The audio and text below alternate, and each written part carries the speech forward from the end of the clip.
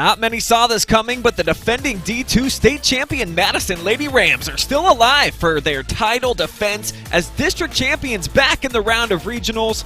Next up, though, the once-beaten Shawnee Indians ranked number 20 in the state and riding a 17-match unbeaten streak. They'll meet up on the pitch for a shot at the Elite Eight, streaming live and free right into the palm of your hand, exclusively on the OH Report. And it's all on the way next.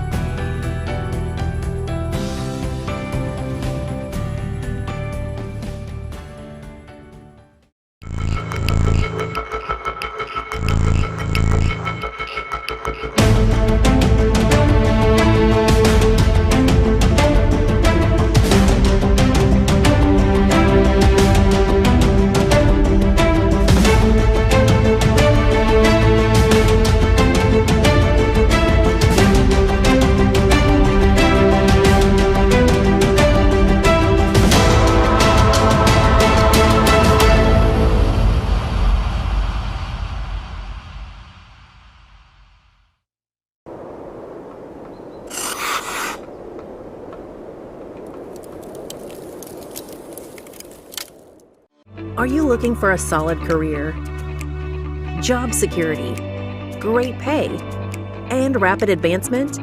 An important role with a global leader that invests in state-of-the-art technology, develops world-class solutions, and is committed to a cleaner tomorrow? Yeah, we have just what you're looking for.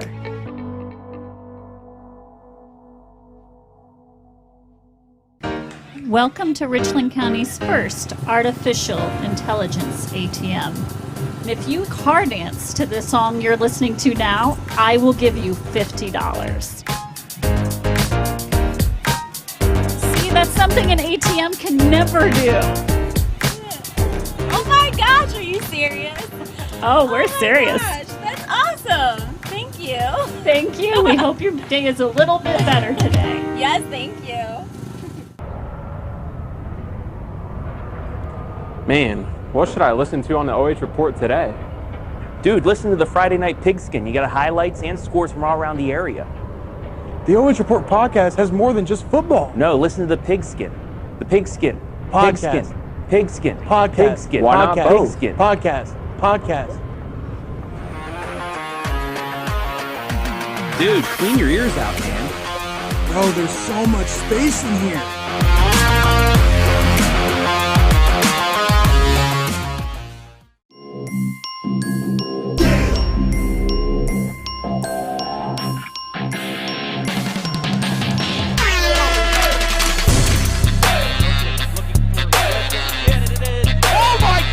What a catch!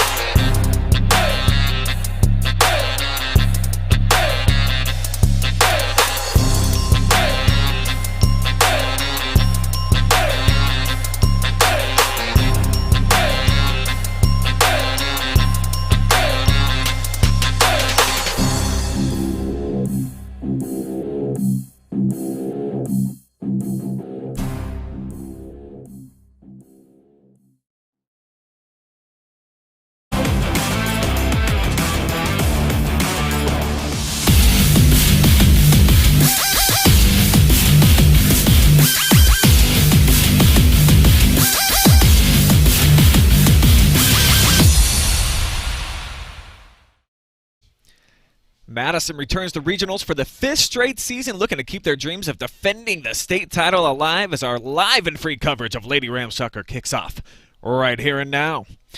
Welcome to the Chicago Title Agency pregame, folks. Alongside Jesse Ryder, my name is Brian Skoronski, and as unlikely as it may have seemed at the beginning of the season, maybe even at the beginning of the postseason, Jesse, here are the Lady Rams back at it again, 5th straight year as district champions, coming off of a big win over state-ranked Ontario. Not many saw this coming. Absolutely. You know, we kind of described this season as the roller coaster season.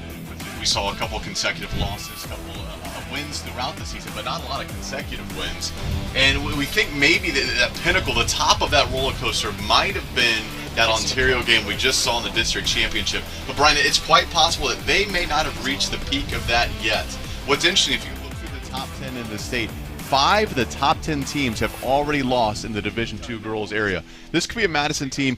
They're the type of team they could keep winning and find themselves right back in the state Final Four, the state championship game. They have the kind of talent, they have the kind of players.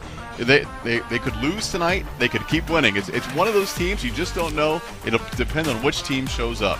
It keeps us on the edge of our seat every single week, Jesse. And Travis Berardi spoke with Lady Rams head coach Zach Huff about getting to this point of the season despite not really knowing what type of a team he had until they turned it on here the last couple of weeks. Here with Madison head coach Zach Huff. Coach, you lost a lot of players from last year's state championship squad. You took some lumps during the season, not the record that you had from last year, but your girls, you got better during the season. You won a district championship, and you're back in regionals. Just how has your team progressed from game one to now to get back to this point? Like no other. I mean, they just keep fighting and they keep going. They got other places they want to go other than just past district. How important is it having the experience of last year's state championship run for these girls to come back and know what they have to put up in a regional and maybe further? I think it definitely benefits them. They've been there, done it, and they know what to expect. And like you said, our regular season the quality of teams that we've played is like no other in our district. I mean, it's probably one of the hardest in the states to get out of. And I know, you've still, despite losing all those players, you played a really, really tough schedule, and that has to be important getting into this because it makes your team ready for this type of a moment. Yeah, I mean, we've had 9 losses. 6 of the losses were against state-ranked teams, so Division I and II, and, what you do in late October, early November is what actually you're playing high school soccer for. All right, Coach, good luck tonight. Thank you. Thanks.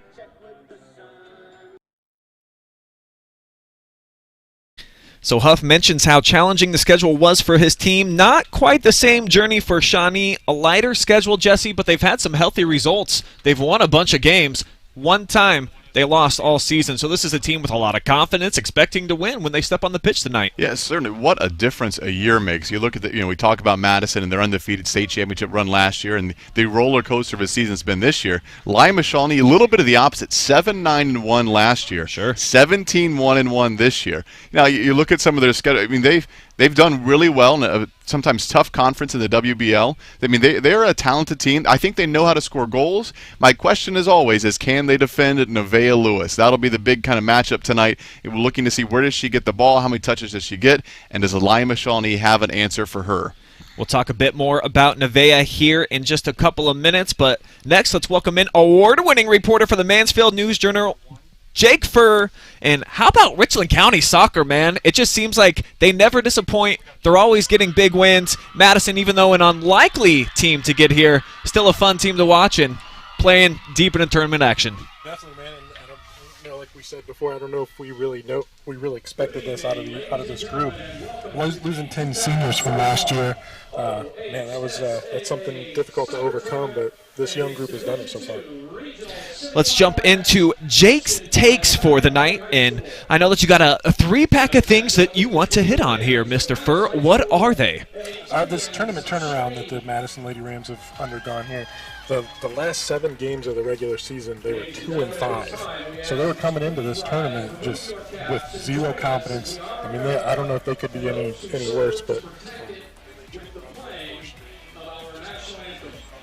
it's 20-4. So during that time, it's been huge. And then the strength of schedule. I mean, we talked about it. Zach Huff talked about it. Unbelievable the amount of teams that they're willing to travel around and play. Coming off of that state championship season, definitely battle testing themselves again. Yeah, and of their 9 losses, I think all 9 are against state-ranked opponents. So, yeah, definitely they're playing tough teams and not really, and those losses don't affect them going forward. So give me a quick prediction and some insight tonight. I saw that you wrote a great article about these two teams. And just the matchup that we have going on here. So what's your projection about what we're about to see? I really do think Madison's going to come away with this win. I just think they've been battle-tested. They've played tougher opponents throughout the year. They've been, like I said, battle-tested a little bit. And this tournament run that they're on, they're playing very well at both ends of the field. So I believe Madison's going to come away with a win here, despite this Shawnee team having a better record, and their wins just aren't that impressive. Playing in that Western Buckeye League, I just feel like Madison has played tougher opponents from start to finish, and they're going to be ready for tonight. All right, Jake Furr of the Mansfield News Journal weighing in with some Jake's takes.